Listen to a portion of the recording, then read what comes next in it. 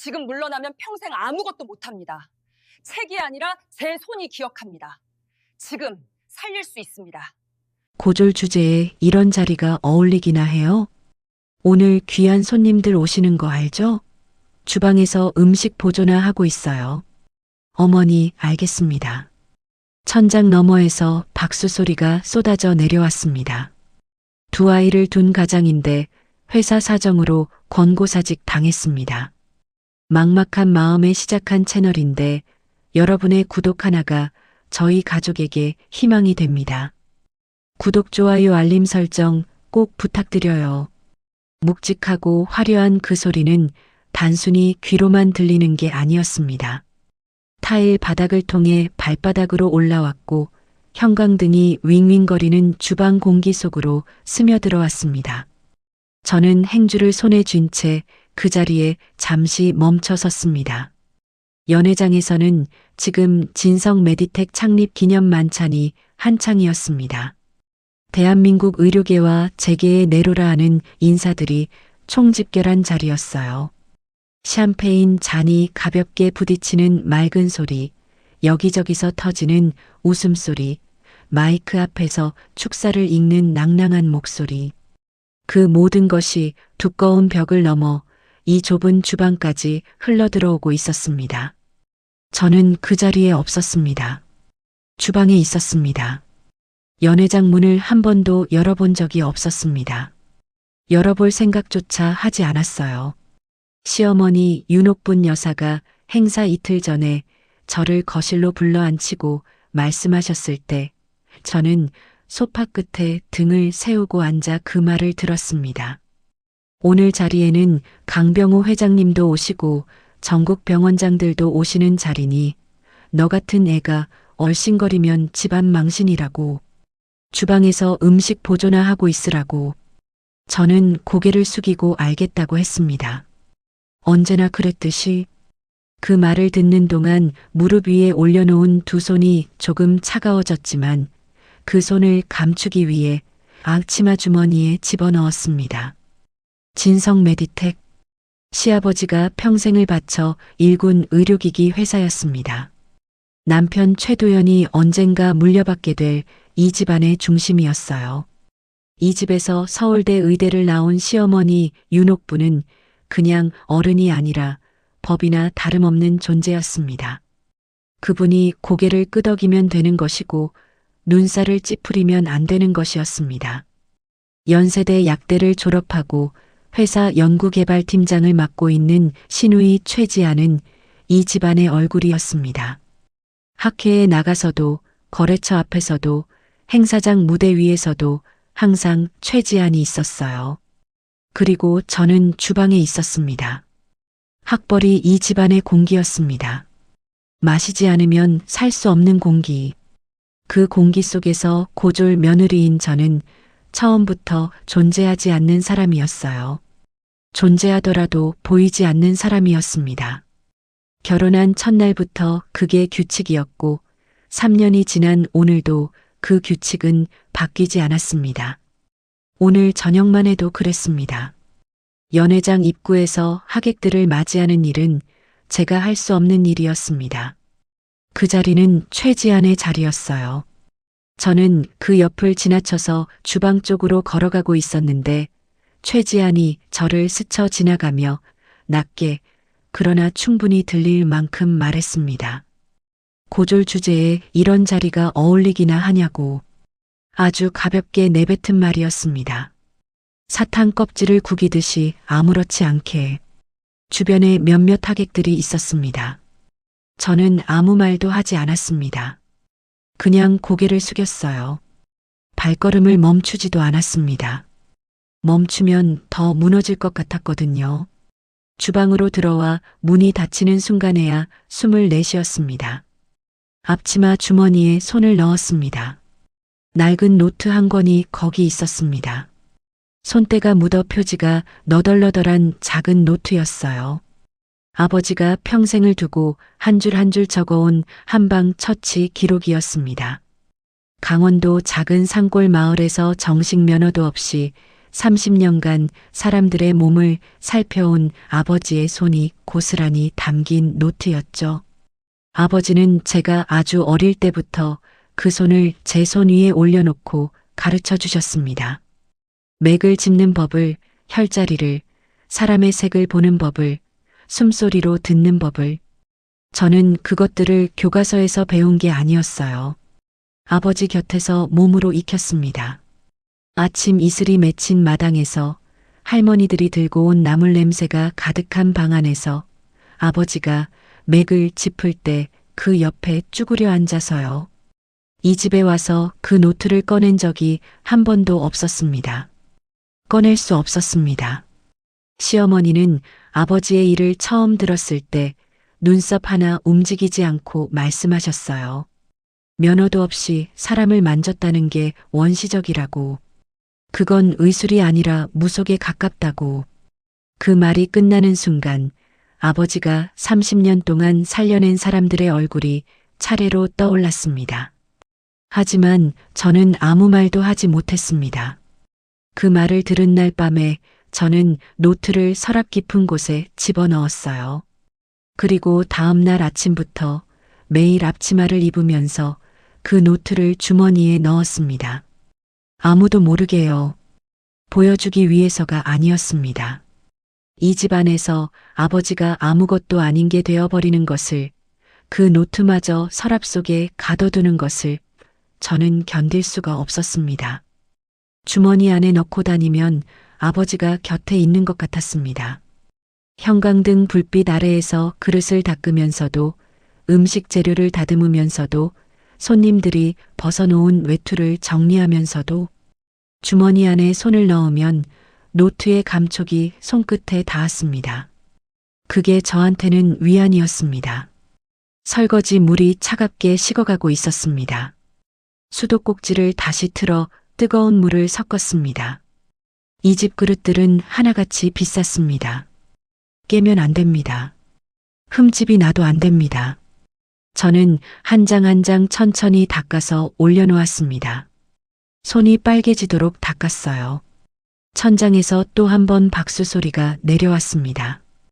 이번엔 더 크고 오래됐습니다. 누군가 특별한 말을 했나 봤습니다.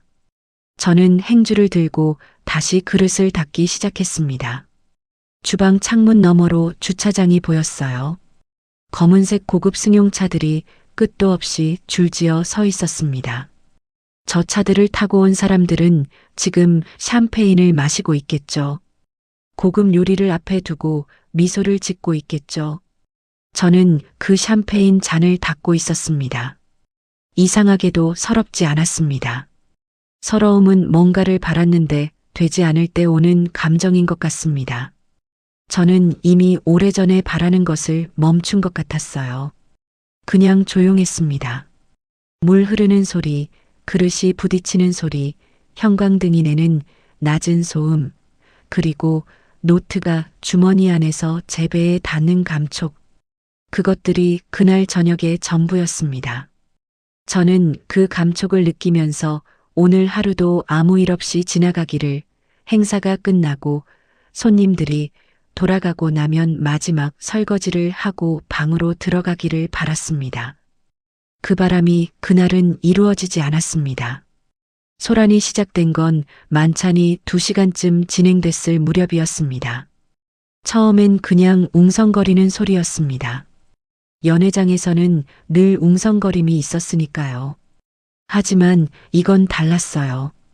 주방 문 너머에서 발소리가 갑자기 빨라지고 의자가 끌리는 소리가 나고 무언가 단단한 것이 바닥에 떨어지는 소리가 들렸습니다. 저는 손을 멈췄습니다.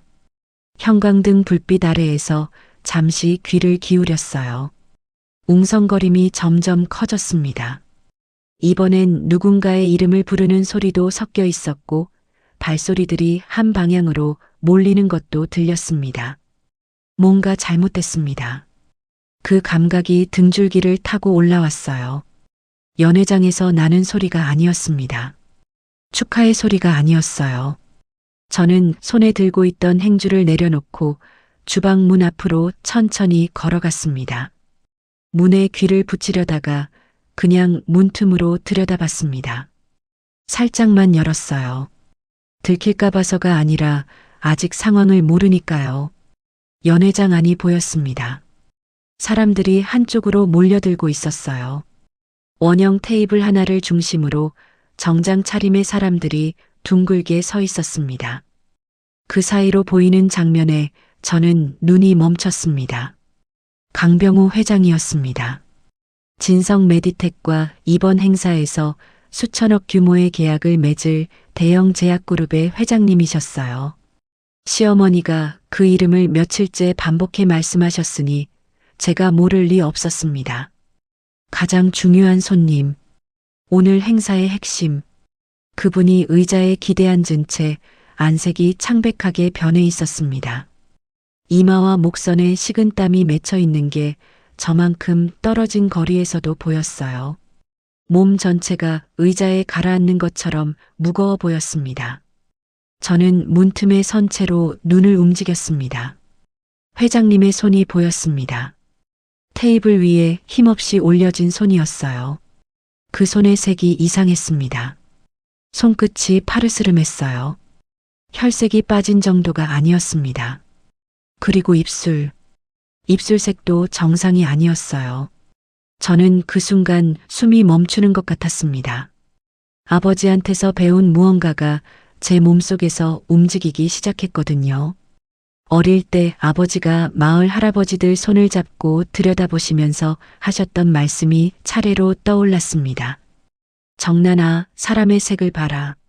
손끝이 저렇게 변하면 혈이 막힌 거야. 시어머니 윤옥분이 이미 회장님 곁으로 가 있었습니다. 서울대 의대 출신의 전직 의사로서 주변 사람들을 물리치고 맥을 짚으려 하고 있었어요. 수행원들이 어쩔 줄을 모르고 있었습니다. 신우이 최지안도 보였습니다. 핸드폰을 귀에 대고 어딘가에 응급 연락을 취하고 있었어요. 행사장에 온 다른 의사들도 두세 명 회장님 곁으로 모여들어 각자의 방식으로 상황을 파악하려 하고 있었습니다. 그런데 이상했습니다. 아무도 확신이 없어 보였어요. 정확한 방향을 잡지 못하고 있었습니다. 시어머니가 처치를 하려는 방향과 다른 의사가 말하는 방향이 엇갈렸고, 엇갈리는 사이에 또 다른 의사가 다른 말을 했습니다. 의견이 세 갈래로 흩어졌어요. 그 엇갈림 속에서 시간이 가고 있었습니다. 응급차가 오기까지 시간이 걸릴 것이었습니다. 저는 주방문에 손을 얹었습니다. 앞치마 주머니 안에서 손끝으로 노트를 눌렀습니다. 손끝에서 그 낡은 표지 감촉이 느껴졌습니다. 그 안에 이 증상에 대한 내용이 있었어요. 아버지가 마을 어르신들에게 수십 번 쓰셨던 방법이 적혀 있었습니다. 저는 그것을 수십 번 읽었습니다. 읽었다기보다 외운 수준이었어요. 밤마다 노트를 꺼내 읽다 보니 어느 쪽 페이지에 무슨 내용이 있는지까지 알고 있었습니다. 문을 밀었습니다. 발이 먼저 움직였습니다. 머릿속에서는 나서면 안 된다는 말이 울렸습니다. 시어머니가 뭐라고 할지, 신우이가 어떤 표정으로 볼지, 손님들이 어떻게 생각할지, 그 모든 것이 머릿속을 휩쓸었습니다. 하지만 발이 더 빨랐어요. 주방 문이 열리면서 연회장의 빛과 소음이 한꺼번에 들어왔습니다. 연회장 안으로 들어서는 순간 신우이 최지안과 눈이 마주쳤습니다. 그 눈빛이 뭘 담고 있었는지 말로 설명하기가 어렵습니다. 지금 뭐하러 나와요? 라는 말이 담겨 있었습니다. 당장 돌아가요. 라는 말도 담겨 있었어요. 그 눈빛이 3년 동안 수백 번 저한테 향했던 눈빛이었습니다. 말로 하지 않아도 들렸습니다. 언제나 들렸어요. 저는 멈추지 않았습니다. 연회장에 발을 들여놓자마자 신우이 최지안이 팔을 옆으로 벌려 막아섰습니다. 정장 차림의 하객들 사이에서 앞치마를 입은 제가 걸어 들어오는 장면이 얼마나 어울리지 않았을지 저도 알고 있었습니다. 그 사람들 눈에 제가 어떻게 보였을지도요. 하지만 지금 이 순간은 그게 중요하지 않았습니다. 시어머니 윤옥분의 시선이 제게 꽂혔습니다. 3년 동안 익숙해진 그 눈빛이었어요. 꺼지라는 뜻이었습니다. 돌아가라는 뜻이었습니다. 내가 있을 자리가 아니라는 뜻이었습니다. 저는 숨을 한번 깊게 들이쉬었습니다. 폐 안에 공기가 가득 차는 느낌이었어요. 그리고 말했습니다. 제가 회장님 맥을 한번 짚어봐도 되겠습니까? 그 말이 끝나는 순간이었습니다. 연회장 안의 공기가 달라졌습니다. 웅성거리던 소리가 잠깐 멈췄다가 다른 종류의 소리가 났습니다. 낮은 웃음소리였어요. 비웃음이었습니다. 큰 소리가 아니었지만 분명히 들렸습니다. 여기저기서 들렸어요. 앞치마를 입은 여자가 맥을 짚겠다고 한다는 것이 그 자리에 있는 사람들에게는 그냥 우스운 일이었겠죠. 시어머니 윤옥분이 저를 바라봤습니다. 그 표정을 제대로 설명하기가 어렵습니다. 화가 났다기보다는 황당하다는 얼굴이었어요. 어이없음을 넘어서 모욕을 당했다는 표정이었습니다. 서울대 의대를 나온 자신이 버티고 서 있는 자리에서 고졸 며느리가 맥을 짚겠다고 나선 것이 자신에 대한 도전으로 받아들여진 것 같았어요. 그분의 입이 열리려다 닫혔습니다. 그 짧은 순간에도 무언가 계산이 이루어지고 있다는 게 느껴졌어요. 연회장이 조용해졌습니다. 완전한 침묵은 아니었지만 이 자리에 있는 사람들의 주의가 저한테 쏠렸습니다. 저는 그것을 등으로, 옆구리로, 목덜미로 느꼈습니다. 수백 명의 시선이 동시에 한 방향을 향하면 그게 느껴집니다. 공기의 무게가 달라지거든요. 그 침묵 속에서 저는 주머니 안의 노트를 손끝으로 누르고 있었습니다. 아버지가 돌아가시기 전날 밤의 기억이 떠올랐습니다. 병원 침대 위에서 아버지가 제 손을 잡으셨던 것. 마르고 거칠어진 그 손이 제 손을 꼭 쥐면서 말씀하셨어요. 정란아, 손이 기억하는 건 종이 한 장이 지울 수 없어. 내 손이 맞을 때가 올 거야.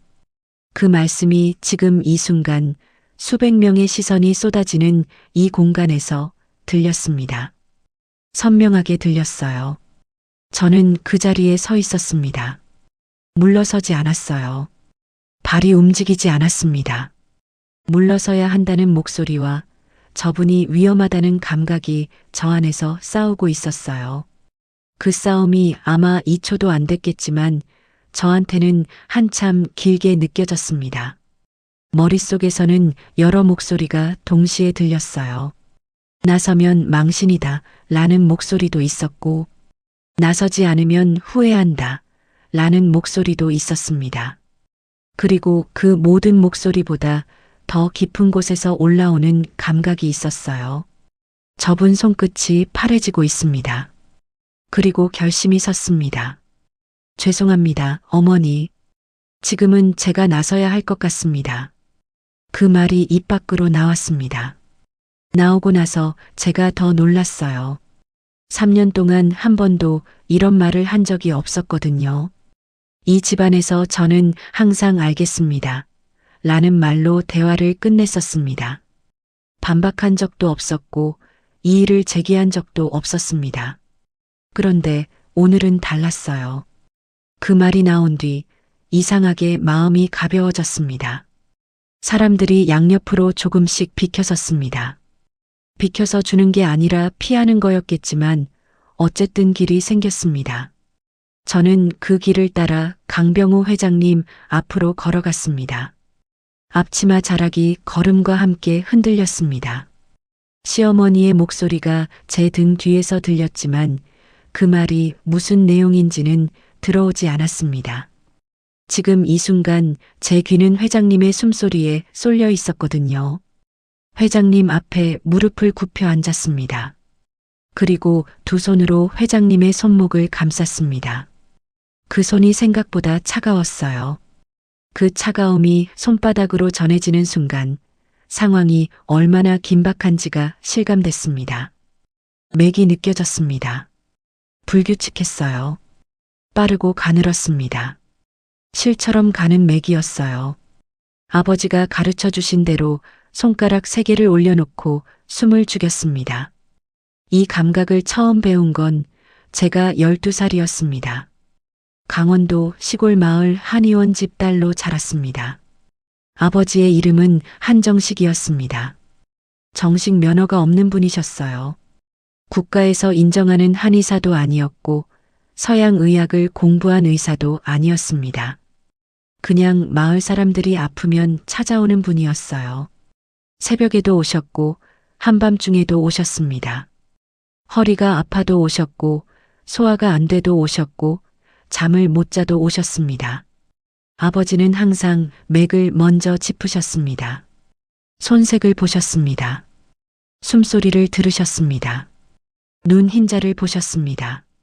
그리고 나서 처방을 내리셨어요. 30년 동안 단 한 번도 치료비를 미리 정해놓지 않으셨습니다. 형편이 되는 사람은 드리고 형편이 안 되는 사람은 드리지 않아도 됐습니다. 아버지한테 치료를 받고 시감자 한 포대를 들고 온 할아버지도 있었고 산에서 딴 나물 한 보따리를 들고 온 할머니도 있었고 계란 한 꾸러미를 들고 온 아주머니도 있었습니다. 빈손으로 오신 분들도 있었어요. 아버지는 그 모든 분들을 같은 표정으로 맞으셨습니다.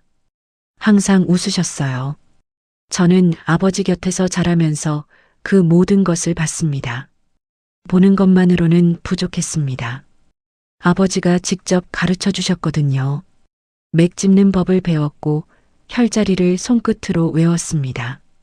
아버지의 손이 제 손 위에 올려지고 그 손이 이끄는 방향으로 제 손이 따라가는 시기였어요.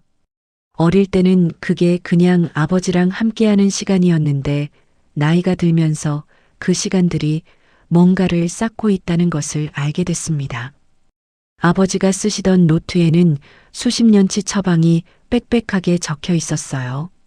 어떤 증상에 어느 혈자리를, 어떤 상황에 어떤 처치를. 저는 그 노트를 아버지 어깨 너머로 수백 번 읽었습니다. 아버지는 그 노트를 돌아가시기 전에 제 손에 쥐어주셨습니다. 이걸 잘 간직해라. 언젠가 내 손을 빛나게 해줄 거야. 그 노트가 지금 제 앞치마 주머니 안에 있었습니다. 제가 이 집 주방에서 3년 동안 그릇을 닦는 동안에도 항상 그 주머니 안에 있었습니다. 회장님의 맥이 손끝에서 말하고 있었습니다. 아버지 노트에 적혀 있던 것과 일치하는 패턴이었어요. 혈이 막혀 흐름이 끊길 때 나타나는 맥이었습니다. 아버지가 마을 어르신들에게 수십 번 쓰셨던 처치법이 떠올랐습니다. 노트의 몇 번째 페이지에 무엇이 적혀 있는지, 어느 자리를 어떤 강도로 얼마나 눌러야 하는지, 그것들이 손끝에서부터 역으로 올라왔습니다. 사실 저는 오늘 행사장 입구에서 회장님을 처음 봤을 때부터 눈여겨보고 있었습니다. 그게 아버지한테 배운 버릇이었어요. 처음 만나는 사람을 보면 먼저 색을 봐라. 걸음걸이를 봐라. 숨을 쉬는 방식을 봐라. 손을 어떻게 쥐는지 봐라. 입장하실 때부터 회장님 안색이 이상했습니다. 약간 노르스름한 빛이 돌았어요. 깊이 숨을 쉬지 못하시는 것 같았습니다. 오른쪽 손을 왼쪽보다 조금 더 꽉 쥐고 계셨어요. 미세한 것들이었는데 제 눈에는 들어왔습니다. 아버지가 30년 동안 제 눈에 심어준 것들이 그 순간 살아났습니다. 주방에서 그릇을 닦으면서도 그 생각이 머릿속 한편에 걸려 있었어요. 지금 시어머니 윤옥분이 제 뒤에서 무언가를 말씀하고 계셨습니다. 주변 사람들이 웅성거렸습니다. 그 소리들이 전부 멀게 느껴졌어요. 지금 이 순간 제 온 감각이 회장님의 맥 하나에 모여 있었으니까요. 다른 것들은 다 배경이었습니다. 손끝에 집중된 감각만이 실제였어요. 손끝이 기억하고 있었습니다. 아버지한테 배운 것들이 손끝에서 살아나고 있었습니다. 30년 전 강원도 시골 마을에서 허리 굽은 할머니들의 손목을 잡고 맥을 짚으시던 그 아버지의 손이 지금 제 손 안에서 살아나고 있는 것 같았습니다. 특정 혈자리를 찾았습니다. 손목 안쪽, 손바닥에서 팔꿈치 방향으로 손가락 3마디 정도 올라간 자리였습니다. 아버지 노트에 수십 번 적힌 자리였어요. 아버지가 임종하시기 전에 제 손을 잡고 이 자리를 손끝으로 짚어주시면서 말씀하셨습니다. 이 자리 잊으면 안 된다고. 이 자리가 사람을 붙잡는 자리라고. 그 말씀을 하실 때 아버지 눈이 맑았어요. 몸이 다 빠져나가고 있는 사람의 눈이었는데 그 말씀을 하실 때만큼은 선생님의 눈이었습니다. 저는 그 자리를 눌렀습니다. 연회장이 조용해졌습니다. 아까까지 웅성거리던 소리가 뚝 멈췄어요. 완전한 침묵이었습니다. 사람들이 숨을 죽이고 지켜보고 있다는 게 느껴졌습니다. 신우이 최지안의 시선이 제 등에 꽂히는 것도 느껴졌어요. 시어머니 윤옥분이 팔짱을 끼고 서 있을 것 같다는 것도 느껴졌습니다. 그 시선들을 의식하지 않으려고 했지만 완전히 무시할 수는 없었어요. 손이 조금 떨렸습니다. 아주 조금이었어요. 눈에 보일 정도는 아니었습니다. 하지만 저는 알았습니다. 손이 떨리고 있다는 것을요. 그게 두려움 때문인지 아니면 이 순간의 무게 때문인지는 몰랐습니다. 어쩌면 둘 다였겠죠. 하지만 멈추지 않았습니다. 아버지 노트에 적힌 것들을 머릿속으로 하나씩 따라갔습니다. 압박의 강도, 방향, 시간. 아버지가 수십 년 동안 마을 사람들한테 하셨던 것을 저는 어릴 때부터 옆에서 봤습니다. 직접 해본 것도 여러 번 있었어요. 아버지가 제 손을 잡고 이끌어 주시면서 함께 하셨습니다. 그 기억들이 손끝에 남아 있었어요. 학교에서 배운 것은 없었지만 몸이 기억하는 것들이 있었습니다. 아버지가 제 손에 심어주신 것들이요. 1분이 지났습니다. 회장님의 안색이 조금씩 돌아오기 시작했습니다. 미세한 변화였어요. 다른 사람들은 못 봤을 수도 있습니다. 하지만 저는 봤어요. 손끝의 색이 바뀌는 것이 느껴졌습니다. 맥도 달라지고 있었어요. 조금 전보다 규칙성이 생겼습니다. 실 같았던 맥이 조금 굵어지고 있었어요. 아직 정상은 아니었지만 방향이 바뀌었습니다. 몸 안에서 뭔가가 다시 흐르기 시작하는 것 같은 맥이었어요. 시어머니 윤옥분이 제 뒤에서 무언가를 말씀하셨습니다. 그 말소리가 귀에 들어오지 않았습니다. 지금 이 순간 세상에 존재하는 건 제 손과 회장님의 맥뿐이었어요. 다른 모든 것은 없었습니다. 연회장도 없었고 시어머니도 없었고 비웃음도 없었고 앞치마도 없었습니다. 그냥 손과 맥이었어요. 2분이 지났습니다. 회장님이 눈을 뜨셨습니다. 처음엔 천장을 바라보셨어요. 눈빛이 흐릿했지만 열려 있었습니다. 그러다가 시선이 천천히 아래로 내려왔어요. 자신의 손목을 잡고 있는 손이 눈에 들어오셨겠죠. 그 손의 주인인 저와 눈이 마주쳤습니다. 회장님의 눈에 뭔가 물음표 같은 것이 있었습니다. 누구냐고, 어떻게 된 거냐고. 그 물음표가 눈빛에 담겨 있었어요. 연회장이 완전히 조용했습니다. 저는 천천히 손을 내렸습니다. 회장님 손목에서 제 손을 걷었어요. 그분의 색이 돌아오고 있었습니다. 맥도 안정되고 있었어요. 제가 할 수 있는 것은 다 했습니다. 나머지는 응급의료진이 해야 했습니다. 응급차가 도착한 건 그로부터 8분 뒤였습니다. 응급의료진이 회장님 상태를 빠르게 확인했습니다. 처치 내용을 물었어요. 저는 간단하게 설명했습니다. 어디를 눌렀는지, 어떤 방식으로 했는지. 의료진이 무언가를 적으며 고개를 끄덕였습니다. 아무 말도 없었지만 그 고개 끄덕임이 무슨 뜻인지 알 것 같았어요. 나중에 병원에서 나온 결과는 한 가지를 확인해 줬습니다. 골든타임 안에 이루어진 처치가 결정적이었다는 것이었어요. 그 처치가 없었다면 응급차가 도착하기 전에 상태가 더 나빠졌을 거라는 내용이었습니다. 저는 그 자리에서 일어났습니다. 무릎이 약간 저렸습니다. 앉아 있는 동안 몰랐는데 일어나니까 느껴졌어요. 연회장 사람들이 여전히 저를 바라보고 있었습니다. 아까의 비웃음 소리는 이미 사라진 지 오래였습니다. 시어머니 윤옥분의 표정은 처음 보는 것이었어요. 황당함과 당혹감이 섞인 얼굴이었는데 그 밑에 또 다른 무언가가 있는 것 같았습니다. 신우이 최지아는 입을 다물고 있었어요. 핸드폰을 손에 든 채 서 있었는데 눈빛이 달라져 있었습니다. 남편 도연은 먼 곳에 서 있었습니다. 저와 눈을 마주치지 않았어요. 저는 주머니 안의 노트를 손으로 눌렀습니다. 아버지, 제 손이 맞았어요. 그 말을 속으로만 했습니다. 목소리로 내지는 않았어요. 그냥 마음속으로만 말씀드렸습니다. 눈물이 날 것 같았는데 나지 않았습니다. 대신 가슴 한가운데서 뭔가가 뜨거워지는 게 느껴졌어요.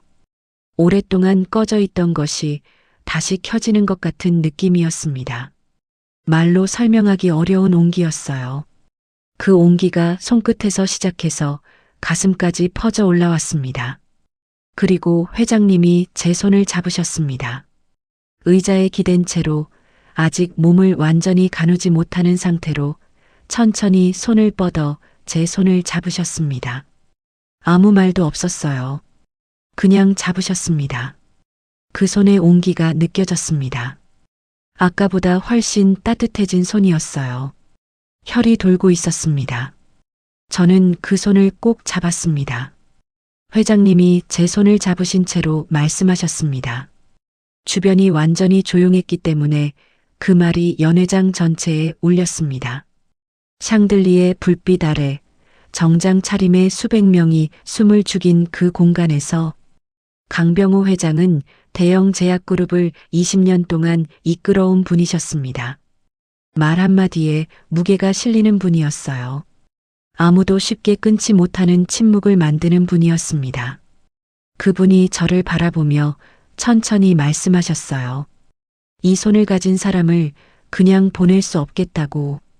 그 말이 끝나는 순간 시어머니 윤옥분의 표정이 굳었습니다. 회장님은 자리에서 천천히 일어나시면서 수행원에게 무언가를 지시하셨습니다. 수행원이 바로 움직였어요. 잠시 후 서류 파일을 들고 돌아왔습니다. 저는 그 서류가 무엇인지 처음엔 몰랐습니다. 받아들고 나서야 알았어요. 강병호 그룹 산하 건강연구소 소장직 위촉 계약서였습니다.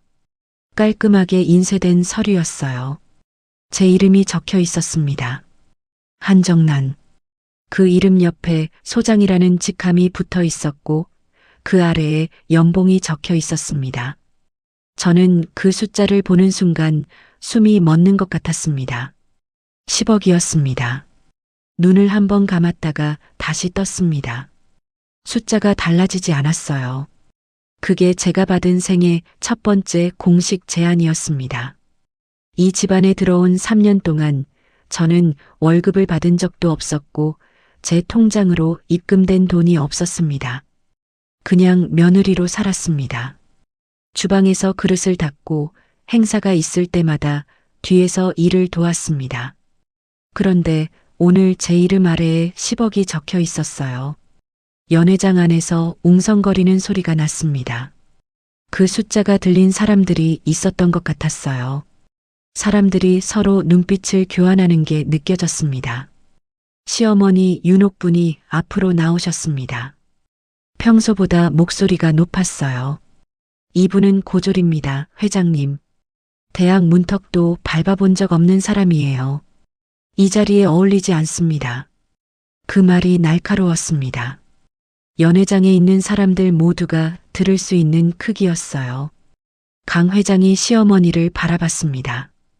그 눈빛이 어땠냐 하면 흔들림이 없었습니다. 시어머니의 말을 이미 예상하셨다는 듯한 눈빛이었어요. 당황하거나 미안해하는 기색이 전혀 없었습니다. 그리고 천천히 아주 분명하게 말씀하셨습니다.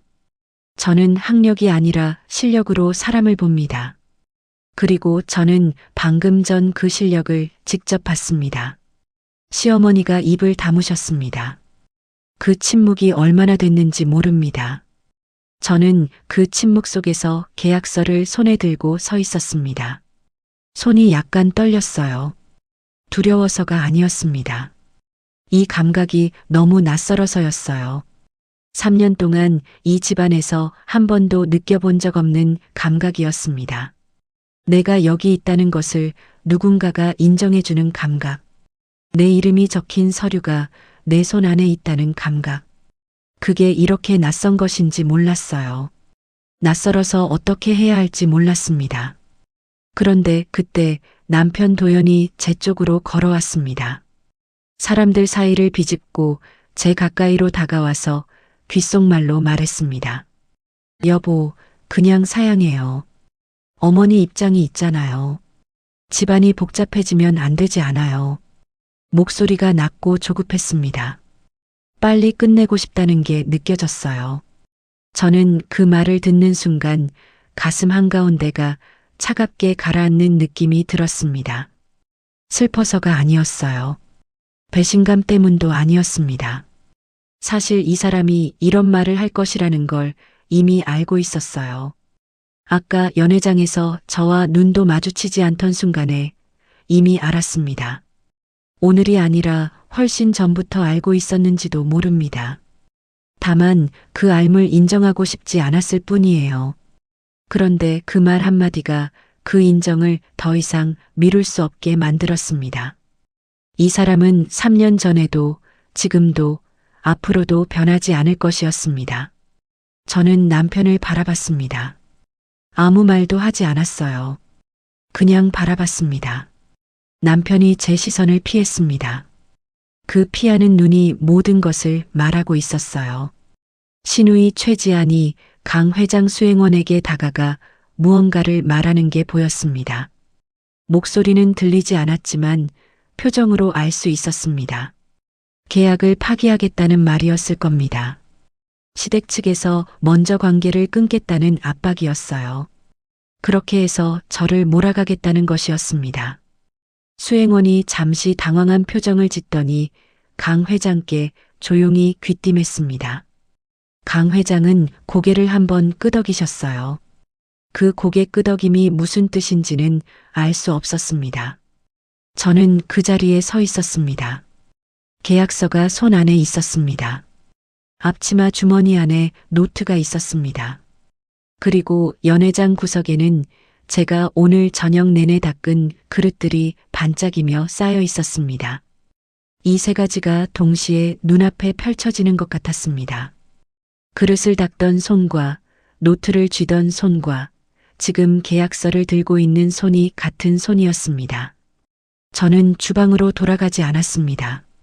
그 자리에 그대로 서 있었습니다. 계약서를 손에 든 채로요. 강 회장이 저를 바라보고 계셨습니다. 그 눈빛 안에 기다림이 있었어요. 서두르지 않는 기다림이었습니다. 결정은 당신이 하는 것이라는 눈빛이었어요. 저는 그 눈빛을 받으면서 천천히 숨을 들이쉬었습니다. 그날 밤이 가장 힘들었습니다. 연회장에서 집으로 돌아오는 차 안에서 시어머니 윤옥부는 한마디도 하지 않으셨습니다. 신우이 최지안도 마찬가지였어요. 앞자리에 앉아서 창밖을 바라보고 있었습니다. 그 침묵이 말보다 더 무거웠어요. 아무 말도 하지 않는 사람들과 밀폐된 공간에 함께 있다는 것이 이렇게 숨막히는 일인지 새삼 알게 됐습니다. 집에 들어서자마자 시어머니가 서재로 들어가셨고 문이 닫혔습니다. 그 문이 닫히는 소리가 이 집안의 분위기를 전부 설명하는 것 같았어요. 최지아는 자기 방으로 들어갔습니다. 시아버지는 서재 앞을 잠시 서성이다가 거실 소파에 앉으셨어요. 저는 부엌에 가서 손을 씻었습니다. 오늘 내내 그릇을 닦은 손이었는데 이제는 다른 감각이 더 선명하게 남아 있었습니다.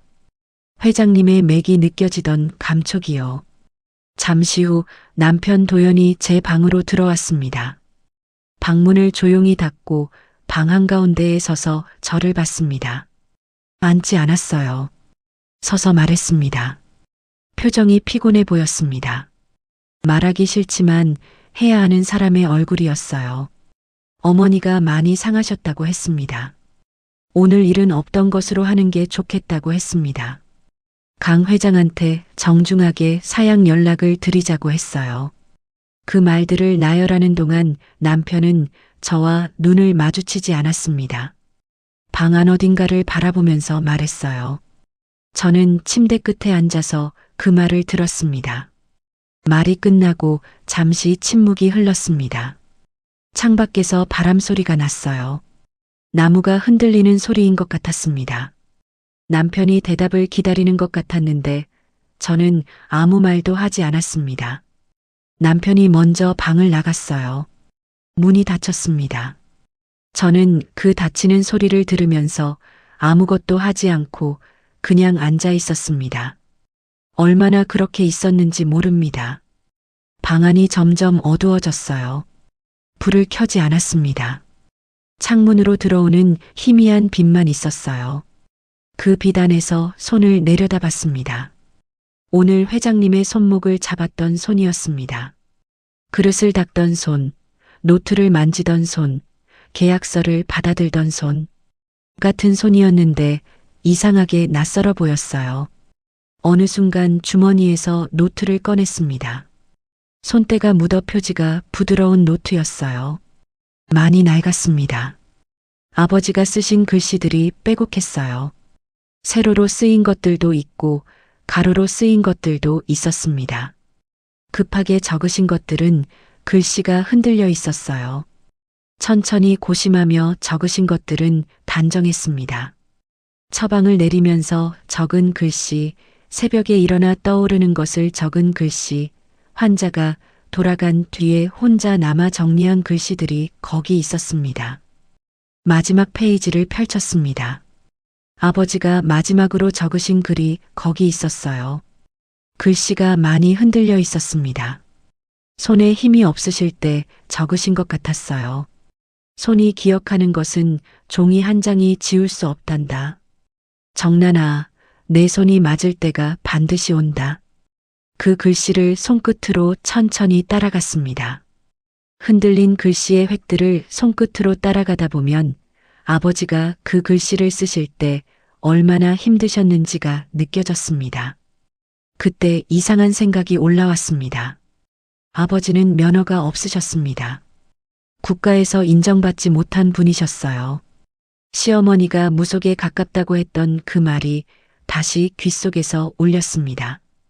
어쩌면 오늘 제가 한 것도 그냥 운이었을지 모른다는 생각이 올라왔어요. 정식으로 배운 게 아니고 자격증도 없고 학위도 없고 아버지 곁에서 어깨 너머로 익힌 것들이 진짜 실력이라고 착각한 것 아닌가 하는 생각. 그 생각이 가슴을 조여왔습니다. 방 안이 더 어두워졌어요. 바람 소리는 계속 났습니다. 그런데 그 순간 다른 것이 떠올랐습니다. 시어머니 서재에 있는 의학 서적들이었습니다. 그분이 저를 무시하면서 항상 그 책들을 아무데나 방치했어요. 책상 위에 펼쳐진 채로, 소파 옆 바닥에 쌓인 채로, 식탁 귀퉁이에 덮어진 채로. 저는 3년 동안 그 집에서 살면서 그 책들을 눈에 띌 때마다 펼쳐봤습니다. 청소를 하다가 잠깐씩, 빨래를 개다가 잠깐씩, 혼자 있는 시간이 생기면 한 페이지, 두 페이지. 그것들이 3년 동안 쌓이고 쌓였어요. 저도 모르는 사이에 쌓이고 있었습니다. 그리고 오늘 제가 강 회장님께 적용했던 방법이 최신 의학에서도 유사한 논문이 있다는 것을 저는 알고 있었습니다. 그 서재에서 읽은 논문 중 하나였거든요. 국내 논문이 아니라 해외 저널에 실린 것이었어요. 혈류 개선 응급 처치에 관한 연구였습니다. 아버지가 30년 전에 노트에 적어 놓으신 방법과 원리가 같았습니다. 아버지가 틀리지 않으셨습니다. 그리고 저도 틀리지 않았습니다. 그 확신이 올라오는 순간 눈물이 났습니다. 갑작스럽게 났어요. 참으려 하지 않았습니다. 그냥 흘렸어요. 오래 참아온 것들이 한꺼번에 나오는 것 같았습니다. 3년 동안 고개를 숙인 것들, 말을 삼킨 것들, 노트를 숨긴 것들, 아버지 이름이 무속이라고 불릴 때 아무 말도 못한 것들이 다 한꺼번에 나오는 것 같았습니다. 노트를 가슴에 안았습니다. 차갑고 얇은 노트였는데 이상하게 따뜻하게 느껴졌어요. 아버지 체온이 아직 거기 남아있는 것 같았습니다. 한참을 울었습니다. 소리 없이 울었어요. 그러다가 어느 순간 눈물이 멈췄습니다. 울고 나면 이상하게 가벼워질 때가 있는데 그날 밤이 그랬습니다. 일어났습니다. 서랍을 열었어요. 가방 하나를 꺼냈습니다. 짐을 싸기 시작했습니다. 느리지 않게 쌌어요. 이미 마음이 정해진 사람의 손놀림이었습니다. 다음 날 아침이었습니다. 저는 짐을 다 싸지 않았습니다. 새벽에 가방을 싸다가 어느 순간 멈췄어요. 무엇을 가져가야 하는지 알겠는데 어디로 가야 하는지가 아직 정해지지 않은 사람의 멈춤이었습니다. 갈 곳이 없는 게 아니었어요. 이복순 아주머니네로 가면 됐습니다. 다만 지금 당장 그 문을 열고 나가는 것과 이 집에서 해야 할 마지막을 다 마치고 나가는 것 사이의 차이를 생각하고 있었어요. 서랍 앞에 가방을 세워두고 창가에 앉았습니다. 노트를 손에 쥔 채로 날이 밝는 것을 바라봤습니다. 이 집에서 3번의 새벽을 맞았는데 창밖을 이렇게 오래 바라본 건 처음이었어요. 항상 새벽에 일어나면 바로 부엌으로 갔으니까요. 아침 준비를 해야 했으니까요. 오늘은 그냥 앉아서 하늘이 조금씩 밝아지는 것을 지켜봤습니다. 어둠이 빠져나가고 파란빛이 스며드는 것이 생각보다 오래 걸렸어요. 초인종이 울린 건 오전 10시가 조금 지나서였습니다. 시어머니가 나가시겠거니 생각했습니다. 그분이 나가지 않으시면 최지안이 나갈 거라고 생각했어요. 저는 방에 있었습니다. 그런데 잠시 후 도연이 방문을 두드렸습니다. 노크 소리가 조심스러웠어요. 평소 노크 방식이 아니었습니다. 문을 열어보니 도연의 얼굴이 이상했어요. 당황한 것 같기도 하고 뭔가 의외의 일이 생겼다는 것 같기도 한 표정이었습니다. 강 회장이 직접 오셨다고 했습니다. 저는 손 안에 노트를 재킷 안주머니에 넣고 방을 나왔습니다. 거실에 강병우 회장이 서 계셨습니다. 어제 연회장에서 의자에 기대 있던 그분이 아니었어요. 등을 곧게 세우고 서 계셨고 안색이 돌아와 있었습니다. 눈빛이 맑았어요.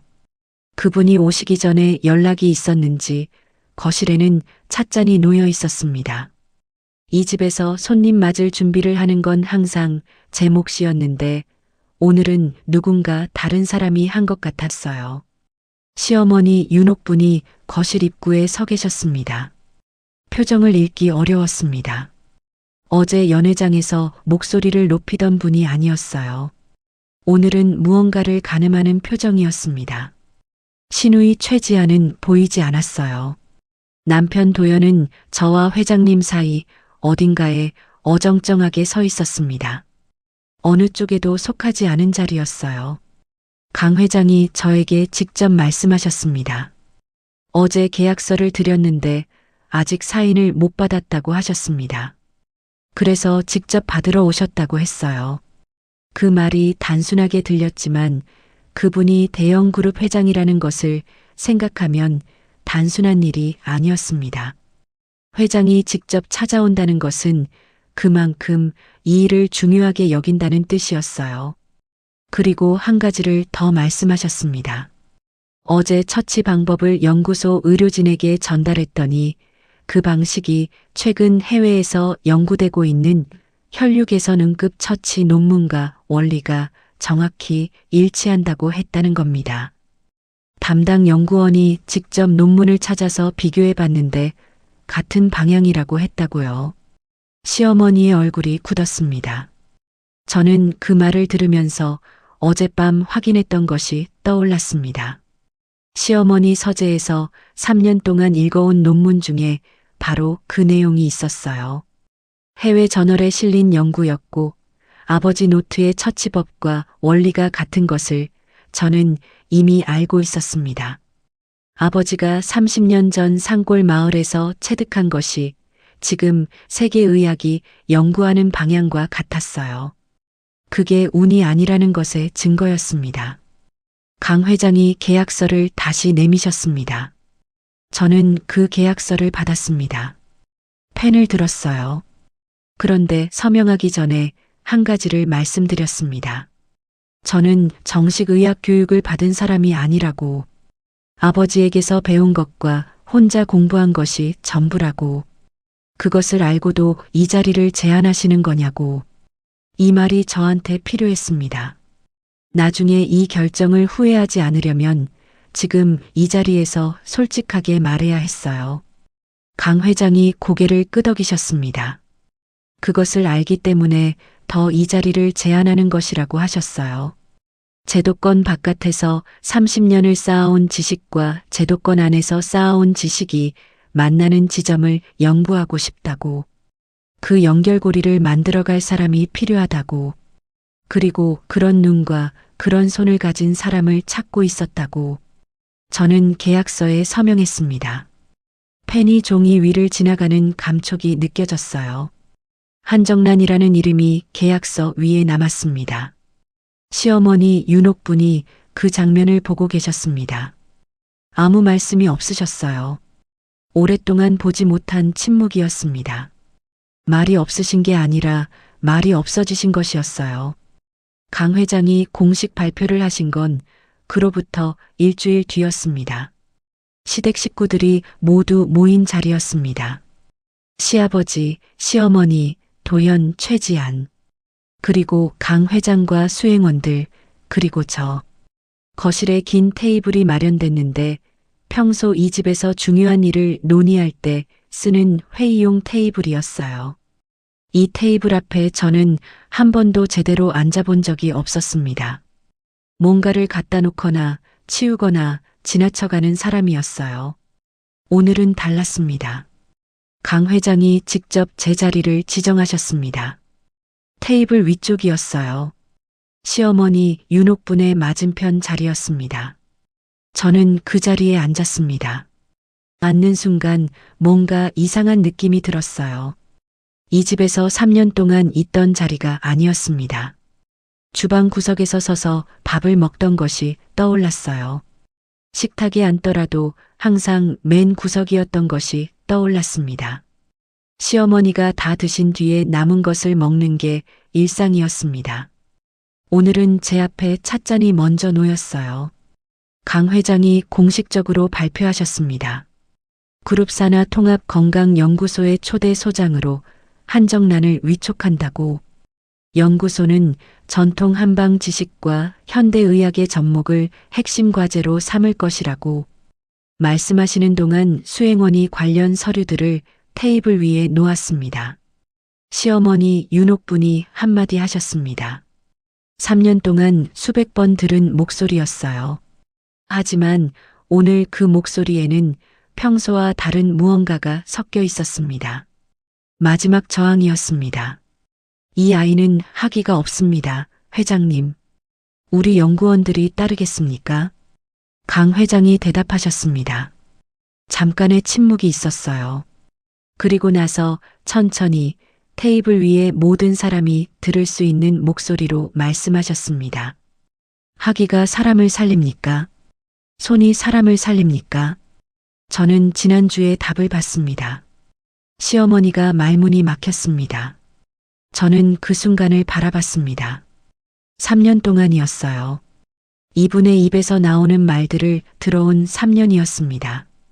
면허도 없이 사람을 만졌다는 게 원시적이라는 말, 메커니즘이라는 단어를 모르겠냐는 말, 침묵은 금이라는 말도 고등학교 교과서에 나온다는 말, 교양은 가르친다고 되는 게 아니라는 말.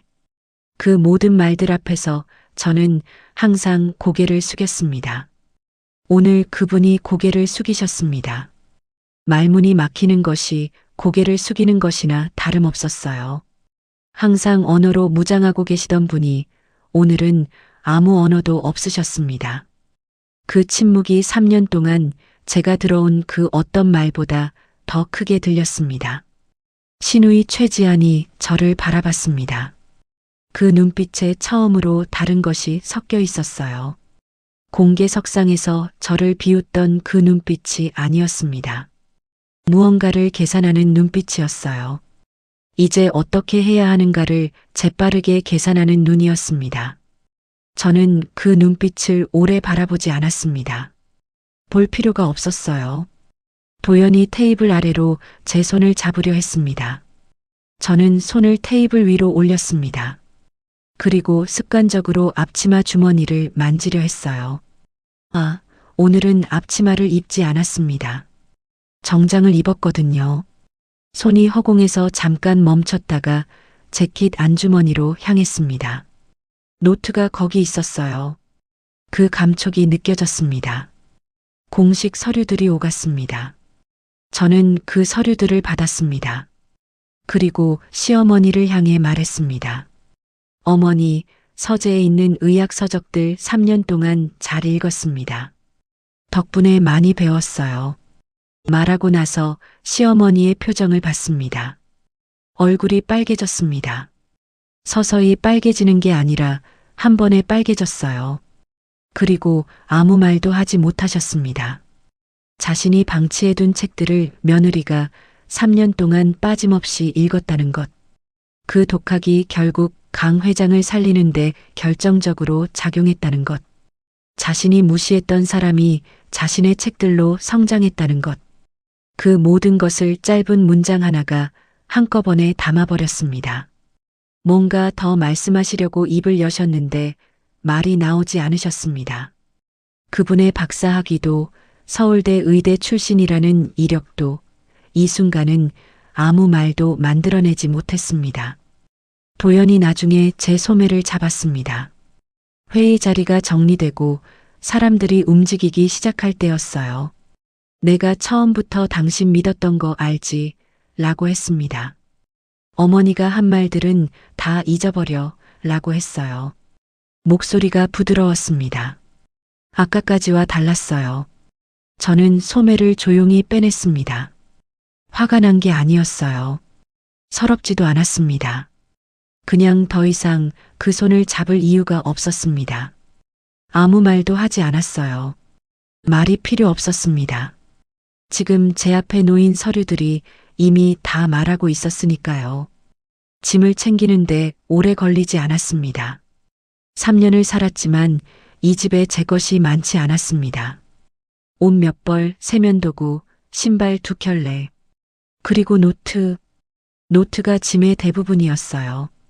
아버지 한방 노트 한 권, 그리고 3년 동안 시어머니 서재에서 읽은 내용들을 따로 손으로 정리해둔 노트 2권. 이 집에 들어올 때 빈손으로 왔는데 이 집을 나갈 때는 노트 3권을 들고 나가게 됐습니다. 제가 이 집에서 3년 동안 한 일이 결국 그것이었던 것 같았습니다. 가방을 다 쌌습니다. 현관으로 나오니 시어머니 윤옥분이 거기 서 계셨습니다. 방에서 나오지 않고 계실 거라고 생각했는데 현관에 서 계셨어요. 말씀을 하시려는 것 같았습니다. 입을 여셨다가 닫으셨어요. 다시 여셨다가 또 닫으셨습니다. 3년 동안 이분한테서 말이 막히는 것을 본 적이 없었어요. 항상 말이 먼저였던 분이었는데 오늘은 말이 없으셨습니다. 저는 그분을 바라봤습니다. 오래 바라보지는 않았어요. 원망도 없었고 서운함도 없었습니다. 그냥 바라봤습니다. 그리고 고개를 한번 숙이고 가방을 들었어요. 현관문을 열었습니다. 바깥 공기가 밀려 들어왔습니다. 봄 냄새가 났어요. 풀 냄새와 흙 냄새와 꽃 냄새가 섞인 봄 냄새. 그 집에서 3번의 봄을 보냈는데 봄이 이런 냄새인지 오늘 처음 맡는 것 같았습니다. 주방에 있었으니까요. 주방에는 요리 냄새만 있었으니까요. 마당을 가로질러 대문 앞에 섰습니다. 뒤돌아보지 않았어요. 뒤를 돌아봐야 할 것이 없었습니다. 이복순 아주머니가 대문 밖에서 기다리고 계셨습니다. 어머니 친구분이셨어요. 제가 이 집에서 힘들 때마다 전화를 드렸던 분이었습니다. 전화기 너머로 어떻게 지내냐고 물어봐 주셨던 분이요. 오늘 아침에 전화를 드렸더니 바로 오겠다고 하셨어요. 이복순 아주머니가 아무 말 없이 제 가방 하나를 들어주셨습니다.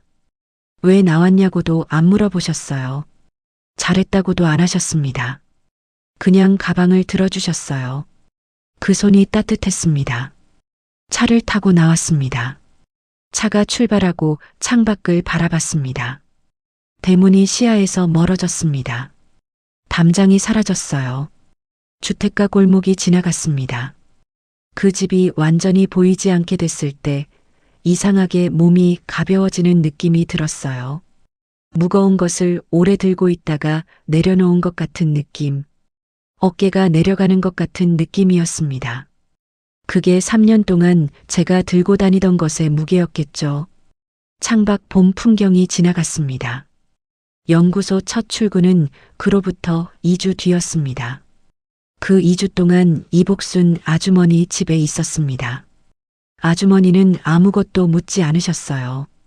그냥 밥을 챙겨주셨고 아침에 일어나면 따뜻한 물을 끓여 놓으셨습니다. 말이 없는 사람 곁에 있는 것이 이렇게 편안한 일인지 몰랐습니다. 그 2주 동안 노트를 처음부터 다시 읽었어요. 아버지가 쓰신 것들과 제가 정리한 것들을 번갈아 읽었습니다. 읽으면서 연구소에 가면 어떤 것부터 해야 할지를 생각했습니다. 첫 출근 날 아침이었습니다. 일어나서 오래간만에 거울을 똑바로 바라봤습니다. 3년 동안 거울을 제대로 본 적이 없었어요. 볼 때마다 뭔가 작아지는 것 같았거든요. 주방에서 나오면 거울이 있어도 그냥 지나쳤습니다. 오늘은 거울 앞에 섰습니다. 거울 속에서 저와 눈이 마주쳤어요. 그 눈빛이 낯설었습니다. 작아지지 않은 눈빛이 낯설었어요. 흰 가운을 입었습니다. 연구소에서 미리 보내준 것이었습니다. 상자에 들어 있었어요. 상자를 열 때 아무 생각이 없었는데 막상 어깨에 걸쳐지는 순간에 이상하게 가슴이 먹먹해졌습니다. 한 번도 입어본 적 없는 옷이었어요. 거울 속을 바라봤습니다. 고졸이라고 불리던 사람이었습니다. 주방에서 그릇을 닦던 사람이었어요. 구석에서 서서 밥을 먹던 사람이었습니다. 앞치마 주머니 안에 노트를 숨겨서 다니던 사람이었어요. 그 사람이 지금 흰 가운을 입고 있었습니다. 가운 주머니에 노트를 넣었습니다. 아버지 한방 노트였어요. 손때가 묻어 표지가 부드러운 그 노트. 아버지가 마지막으로 제 손에 쥐어주셨던 것이었습니다. 앞치마 주머니에 넣고 다니던 노트를 이제 흰 가운 주머니에 넣었습니다. 같은 노트였는데 담기는 주머니가 달라진 것이었어요. 그 달라짐이 지금 제 삶의 달라짐이었습니다. 연구소 건물 앞에 섰습니다. 유리문 너머로 사람들이 보였습니다. 연구원들이 저를 기다리고 있었어요. 흰 가운들이 움직이고 있었습니다. 그들이 저를 바라봤어요. 궁금해하는 눈빛, 기대하는 눈빛, 어떤 사람인지 두고 보겠다는 눈빛. 저는 그 눈빛들을 하나씩 받았습니다. 두렵지 않았어요. 그 눈빛들이 3년 동안 받아온 눈빛과 달랐거든요. 없애려는 눈빛이 아니었습니다. 문을 열었습니다. 차가운 공기가 흰 가운 자락을 건드렸습니다. 주머니 안에서 노트의 감촉이 느껴졌어요. 그 감촉이 손끝까지 전해지는 것 같았습니다. 복도를 걸어 들어갔습니다. 연구원들이 인사를 했어요. 저도 고개를 숙였습니다. 이번 고개 숙임은 3년 동안의 고개 숙임과 달랐어요. 마주하는 인사였습니다. 속으로 말했습니다. 아버지, 면허 없이 30년간 사람을 살리신 아버지 손이 틀리지 않으셨듯 저도 틀리지 않았어요. 이제 숨지 않겠습니다. 아버지가 작은 마을에서 하셨던 일을 저는 더 많은 사람들 앞에서 할게요. 아버지 노트에 적힌 것들이 그냥 거기 묻혀 있지 않게 할게요. 연구소 문이 뒤에서 천천히 닫혔습니다. 그 소리가 경쾌했어요. 무겁지 않았습니다. 닫히는 소리가 이렇게 가볍게 들릴 수 있는지 몰랐어요. 3년 동안 들은 문 닫히는 소리들은 전부 무거웠거든요. 차 문이 닫히는 소리도, 서재 문이 닫히는 소리도, 방문이 닫히는 소리도, 한정란이라는 이름으로 살아가는 첫날이었습니다. 고졸이라는 말 한마디에 오랫동안 주눅 들어 사셨던 분이 있으신가요? 배운 곳이 없다고, 내세울 게 없다고 스스로를 작게 여기신 분이 계신가요? 오늘 한정란의 이야기는 이렇게 끝납니다. 종이 한 장이 사람의 가치를 정하지 않습니다. 손이 기억하는 것, 몸이 기억하는 것, 오래 견뎌온 시간이 기억하는 것. 그것이 진짜 실력입니다. 그리고 그 실력은 아무도 빼앗아 갈 수 없습니다. 오늘도 끝까지 함께 해주셔서 고맙습니다.